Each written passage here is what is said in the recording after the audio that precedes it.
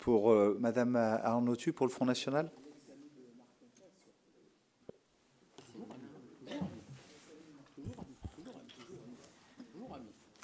Merci, Monsieur le maire. Monsieur le maire, nous voterons pour ce projet permettant à la fois de sauvegarder ce bâtiment, de mutualiser les moyens et de maintenir une présence forte dans le cœur de ville. Nous avions même mené campagne l'an passé à ce sujet. Mais puisqu'il s'agit d'un hôtel de police qui réunira police nationale et police municipale, permettez-moi quand même d'évoquer la situation de notre police municipale, car je crois vraiment qu'il y a urgence. Nice, face au malaise des policiers municipaux, Estrosi est intraitable, écrivait l'AFP le 26 septembre dernier.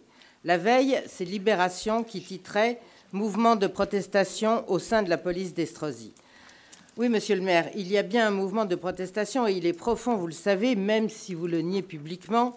Et oui, bien malheureusement, vous vous montrez intraitable face à celui-ci, tentant de faire passer les policiers réfractaires à votre réforme pour des fainéants. Ça rappelle quelqu'un d'ailleurs.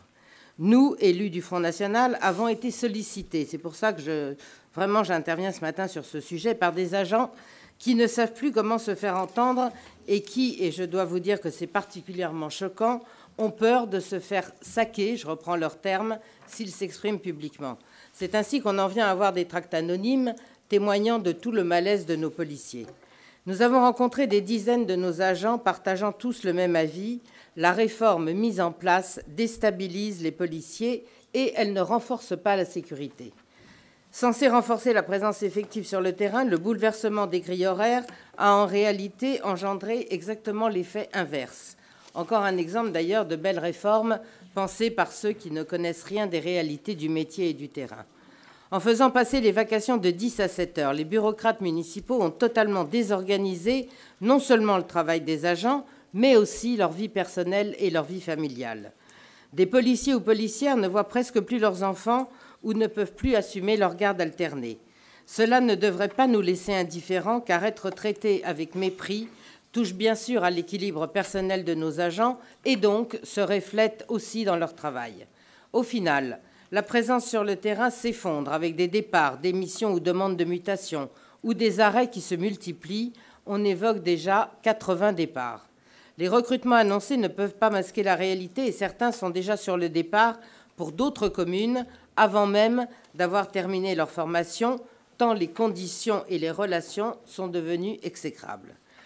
Si j'ai choisi de concentrer mon propos sur cette réforme des horaires, ce sont bien d'autres sujets qui alimentent la contestation.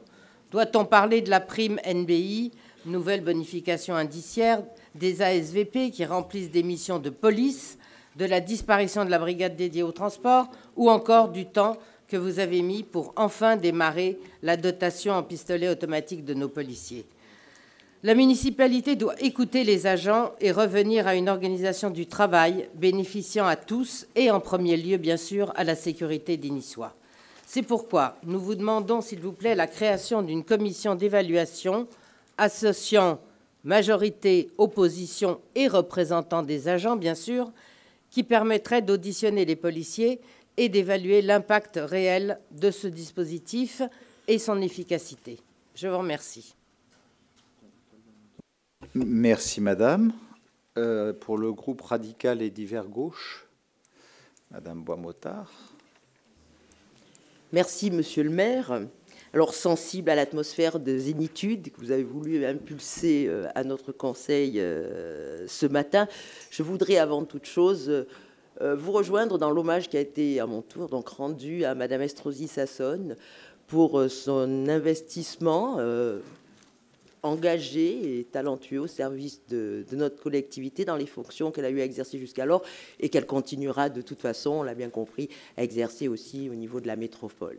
Donc ce n'est pas un hommage pour quelque chose qui prend fin, mais quelque chose qui s'est déjà réalisé, en espérant que un certain nombre de choses se poursuivront. Ça ne veut pas dire qu'on est d'accord sur tout, mais on peut l'être sur un certain nombre de choses. Voilà, alors, si on pouvait me décompter ça de mon temps de parole, pour en venir à la délibération. On est zen.